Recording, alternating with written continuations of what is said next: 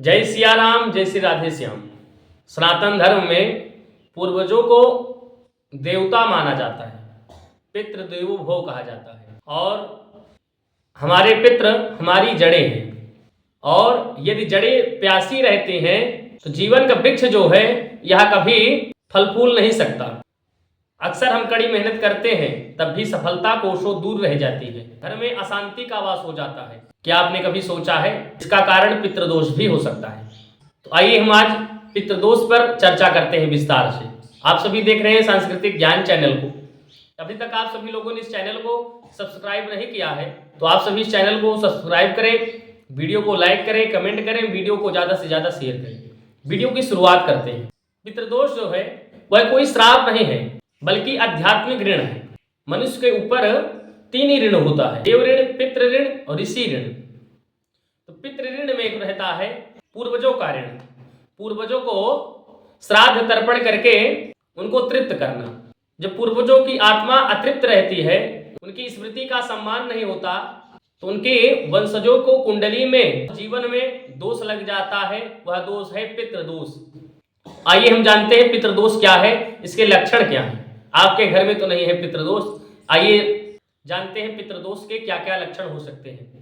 जब घर में पितृदोष रहता है, घर में या परिवार में वंश वृद्धि रुक जाती है, संतान की प्राप्ति नहीं होती, पुत्र की प्राप्ति घर में नहीं होती जब पितृदोष लगा रहता है, और गर्भधारण में बार बार बाधा आती है।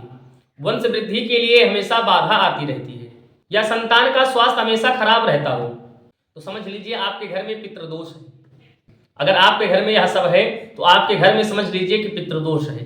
पितृदोष का दूसरा पहचान समझ लीजिए कि शादी की उम्र हो गई है लेकिन विवाह में बहुत ही विलंब होना, बहुत ही रुकावट आना, क्योंकि होने के बाद भी विवाह के रिश्ते ना बनना, ऐन वक्त पर रिश्ता टूट जाना, अगर यह आपके घर में है तो आप समझ लीजिए कि पितृदोष है।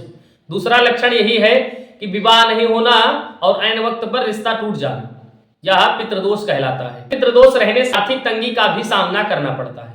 बिना कारण के ही धन पानी की तरह बहना, कोई कारण नहीं रहता, सब कुछ ठीक चल रहा होता है लेकिन कोई ना कोई ऐसी समस्या खड़ी हो जाती है कि बिना फालतू का धन खर्च हो जाता है। घर में भोजन करते समय परिवार में झगड़ा हो जाना, घर में नित्य कलह होना, यह सब पितृदोष का ही लक्षण है। घर में सब कुछ ठीक चल रहा होता है लेकिन अचानक से झगड़ा शुरू हो जाता है, यह पितृदोष का लक्षण ही रहता है। घर में पितृदोष रहता है तो घर की दीवारों में दरार पड़ जाती है और घर के दीवारों में पीपल का पौधा उगने लगता है। अगर आपके घर में यह सब हो रहा है समझ लीजिए आपके घर में पितृदोष है।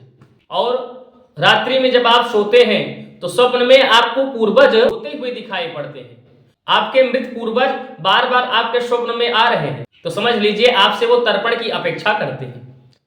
तो आप समझ लीजिए आपके घर में पितृदोष है।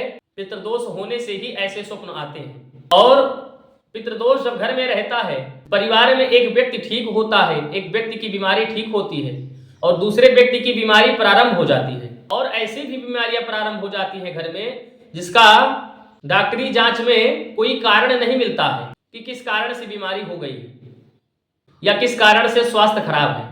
अगर यह सब है आपके घर में तो समझ लीजिए पितृदोष का लक्षण आपके घर में है। पितृदोष के कारण से ही यह सब होता है। और यदि आपके घर में पितृदोष है तो घबराइए नहीं, भयभीत ना हो। आपके पूर्वज कभी आपका बुरा नहीं चाहते, वो आपसे तर्पण की अपेक्षा करते हैं, श्राद्ध की अपेक्षा करते हैं, मुक्ति के मार्ग के लिए आपको प्रेरित करते हैं कि आप उनके लिए श्राद्ध कर्म या आप उनके मुक्ति के मार्ग के लिए कुछ अच्छा कर्म करें। पितृदोष को शांत करने के लिए या पितृदोष को घर से समाप्त करने के लिए आप तर्पण करें, अमावस्या तिथि को आप श्राद्ध करें, अमावस्या के दिन आप अपने पितरों के निमित्त कुछ दान करें, नारायण बलि श्राद्ध करें, इससे भी पितृदोष से मुक्ति होती है। शनिवार के दिन पीपल के वृक्ष का पूजन करें और उनसे पितृदोष से मुक्ति होने के लिए प्रार्थना करें, इससे भी पितृदोष शांत होता है। घर में श्रीमद् भागवत कथा का पाठ कराएं, इससे भी पितृदोष से घर में शांति होती है। पूर्वजों का आशीर्वाद जो रहता है वो घर की सबसे बड़ी पूंजी है। उनकी स्मृति का सम्मान करें और उनके मुक्ति के लिए आप अच्छा कर्म करें। आप सभी लोगों को पितृदोष से संबंधित कोई प्रश्न करना है तो आप सभी कमेंट करके पूछ सकते हैं। आप सभी लोगों को वीडियो अच्छा लगा हो तो आप सभी इस चैनल को सब्सक्राइब करें। इसी शब्द के साथ सभी को जय सिया राम।